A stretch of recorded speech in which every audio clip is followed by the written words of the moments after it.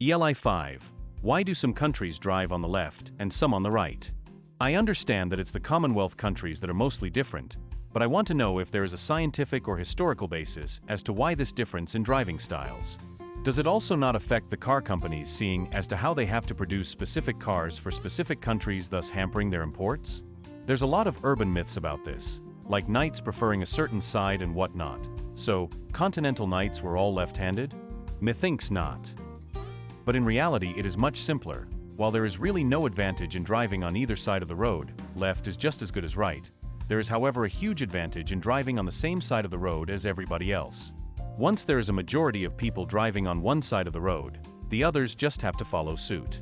And that just happened to be a different side on that island up there than on most of the European continent. Except Sweden apparently, but because all of their neighbors drove on the right side, even they eventually had to follow suit. However, because the UK was such a colonial power and was ruling over many places just at the time when cars became relevant, they also exported their legal system, including the traffic rules with them. In some cases, think Japan. The locals just copied the rules from what they considered the foremost Western power, i.e. UK, even without colonialism. But again, that is easier on an island, with less border traffic than when you have neighbors crossing the border all the time. So the short answer is, by accident. Also, the reason for not changing it now is because of the logistical nightmare and financial cost it would take to do so for very little benefit.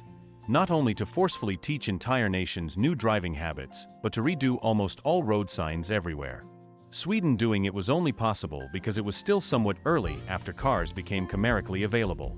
Realistically doing it today would be impossible because of how ubiquitous they are now.